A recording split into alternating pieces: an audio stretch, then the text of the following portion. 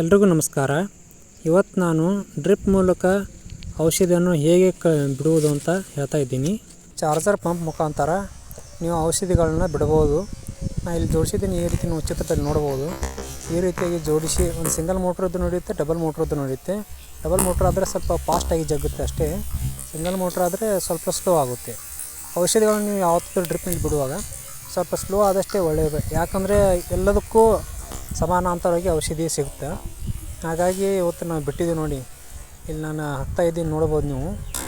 ಇದು ನೋಡಿ, ಈಗ ಹೆಚ್ಚು ಕಮ್ಮಿ ಒಂದು 3 ಪಂಪ್ ನಾವು ಡ್ರಿಪ್ ಮುಖಾಂತರ ಬಿಟ್ಟಿದ್ವಿ.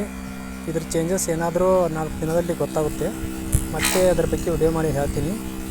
ಅಲ್ಲಿವರೆಗೆ ಎಲ್ಲರೂ ಚಾನಲ್ ಸಬ್ಸ್ಕ್ರೈಬ್ ಮಾಡಿ, ಲೈಕ್ ಮಾಡಿ, ಶೇರ್ ಮಾಡಿ ನಿಮ್ಮ ಸ್ನೇಹಿತರಿಗೆ. ಧನ್ಯವಾದಗಳು. ನನ್ನ ಪ್ರಕಾರ ವೆಂಚುರಿ ಜೋಡಿಸೋದು ಅಷ್ಟೊಂದು ಸೇಫ್ ಅಲ್ಲ ಅನಿಸುತ್ತೆ. ಕಾರಣ ಅದಕ್ಕೆ ಹೆಚ್ಚಿನ ಒತ್ತಡದಲ್ಲಿ ಅದು ಕಾರ್ಯನಿರ್ವಹಿಸೋದ್ರಿಂದ ಪಂಪ್ಗೆ ಜೊತೆಗೆ ಪೈಪ್ಲೈನ್ಗೆ ಹಾನಿಯಾಗುವಂಥ ಚಾನ್ಸಸ್ ಇರುತ್ತೆ. ಹಾಗಾಗಿ ನೀವು ಕಡಿಮೆ ಖರ್ಚಿನಲ್ಲಿ ಈ ರೀತಿಯಾಗಿ ಔಷಧಿ ಬಿಡುವುದನ್ನು ಡ್ರಿಪ್ಪಲ್ಲಿ ಈ ರೀತಿ ಪಂಪ್ ಮೂಲಕ ಮಾಡಿದರೆ ಒಳ್ಳೆಯದಂತ ನನ್ನ ಅಭಿಪ್ರಾಯ. ತಮ್ಮ ಅಭಿಪ್ರಾಯ, ಅನಿಸಿಕೆ, ಸಲಹೆ, ಸೂಚನೆಗಳನ್ನು ನನಗೆ ಕಮೆಂಟ್ ಮೂಲಕ ತಿಳಿಸಿ.